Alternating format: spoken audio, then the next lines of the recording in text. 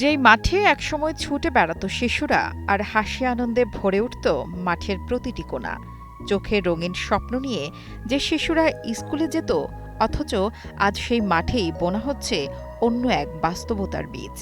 শিক্ষার জায়গায় দখলে নিচ্ছে সারি সারি শস্য। পটুয়াখালীর পশ্চিম শারিকখালী মাধ্যমিক বিদ্যালয়ের মাঠে ছুটির দিনে স্থানীয় কিছু ব্যক্তি গোপনে রাতের আঁধারে বীজ বপন করে যান। উদ্দেশ্য ছিল পানিতে ডুবে যাওয়া ফসলি জমির বিকল্প হিসেবে স্কুল মাঠ ব্যবহার করা। কিন্তু প্রশ্ন উঠেছে, এটা কি শুধু কৃষকের দুর্দশা নাকি শিক্ষা ব্যবস্থার প্রতি অবহেলার প্রতিচ্ছবি? খেলার মাঠে বীজ বপন করতে দেখে শিক্ষার্থীরাও বিষণ্ণ হয়ে পড়েছে। যে মাঠে আগে তারা খেলাধুলায় মেতে থাকত, সেই মাটি আজ যেন চোখের সামনে হাতছাড়া হয়ে যাচ্ছে। আমাদের এই বীজ ফেলাইছে, আমরা অনেক খেলাধুলো করতে পারি না, আমরা লেজারও খেলাধুলো করতে পারি না, আমাদের অনেক তারা এই মাঠে বীজ ফেলাইছে, আমাদের খেলতে অনেক সমস্যা হয়। 20 দিন আগে মাঠে বীজ ফেলাইছে, তার জন্য আমরা খেলতে পারি না ক্রিকেট আর ফুটবল। আমাদের মাঠে বীজ ফেলাইছে, আমরা খেলাধুলো করতে পারি না, লেজার দিলে আমরা খেলতে পারি না, ছুটি দিলে আমরা খেলাধুলো করতে পারি না। এখানে আমাদের এই জায়গায় অনেক মানুষ এসে বীজ ফেলাইছে, সেজন্য আমরা ফুটবল ক্রিকেট খেলতে পারি না। নিয়ম না মেনে এভাবে স্কুল মাঠে বীজ বপন করায় অভিভাবকরা বেশ চিন্তিত। বিদ্যালয়ে একটি জ্ঞান চর্চার পবিত্র স্থান, অথচ সেই শিক্ষালয়ের মাঠেই অনুমতি ছাড়াই চালানো হয়েছে চাষাবাদ। এই কারণে অত্র এলাকায় খেলাধুলার মতো মাঠ এতটুকুই ছিল।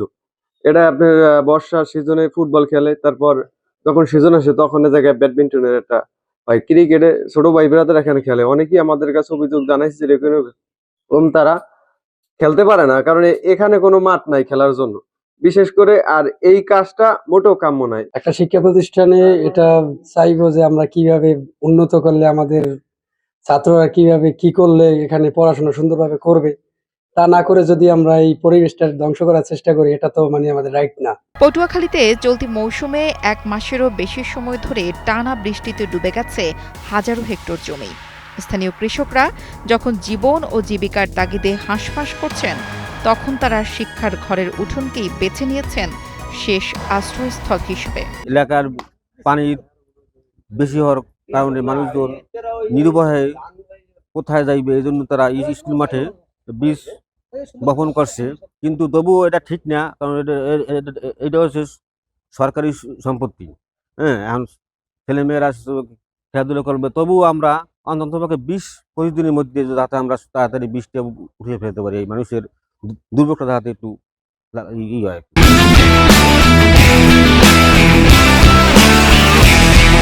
স্কুল শিক্ষকের কাছে কোনো প্রকার অনুমতি ছাড়াই মাঠে বীজ বপন করা হয়েছে বলে জানিয়েছেন স্কুলটির প্রধান শিক্ষক মোহাম্মদ শাহজালাল। বিদ্যালয়ের শেষে আমরা বাড়ি চলে গেলাম। যাওয়ার পরে শুক্র শনি 2 দিন বন্ধ। রবিবার ঠিক 9টার সময় আমি স্কুলে আসার পরে দেখি যে তারা মাঠঘাট চাষাবাদ করে একেবারে কমপ্লিট করে ফেলাইছে। কিন্তু আমাদের কাছ থেকে তারা কোনো অনুমতি বা কোনো আবেদন আমাদের কাছে তারা দেয় নাই, কিন্তু তারা নিজেরাই নিজেদের হাতে নিয়ে এই কাজটা করছে। তারপরে আমি বলার পরে তারা যার যার পথে শেষ চলে গেছে। তারপরে এসে তারা আবার বৃষ্টি বপন করে চলে গেছে। না, কাজটা তারা ঠিক হয় নাই। আমি বলছি, তোমরা অনুমতি ছাড়া বিদ্যালয় কর্তৃপক্ষ প্রধান শিক্ষক আমাকে না জানাই কেমনে তোমরা এই কাজটা করলাম। জানি তাদের সাথে অনেক তর্ক বিতর্ক হয়েছে।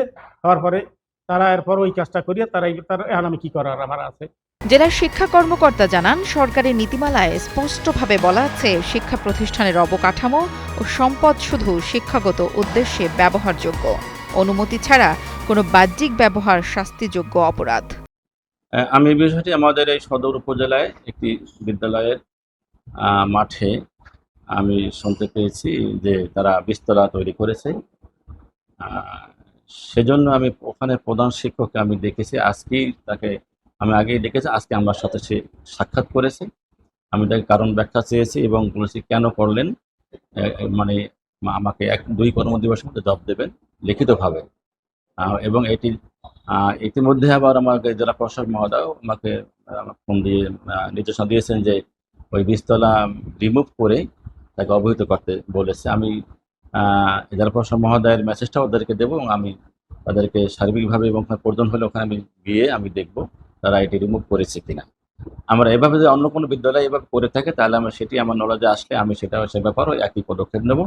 এবং এটা হতেই পারে যেখানে ছেলেদের খেলাধুলার মাঠ সেখানে বিস্তলা তৈরি করবে এবং এটা আনঅথরাইজ আমাদের কাছে আমরা জানাবে না, এটি হতে পারে না।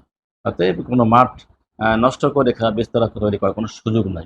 শুধু শারিকখালী মাধ্যমিক বিদ্যালয়ই নয়, বাউফল উপজেলার মধ্য নওমালা ছালিহা দাখিল মাদ্রাসা, দশমিনা উপজেলার ৫৫ নং দক্ষিণ খারিজা বেতাগী সরকারি প্রাথমিক বিদ্যালয় সহ জেলায় আরও অন্তত অর্ধ ডজন শিক্ষা প্রতিষ্ঠানের মাঠে বীজ বপনের ঘটনা ঘটেছে।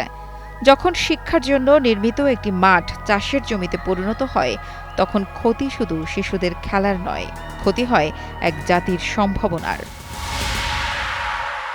গোপাল হালদারের পাঠানো তথ্য ও ভিডিও চিত্রে ডেস্ক রিপোর্ট, কালের কণ্ঠ।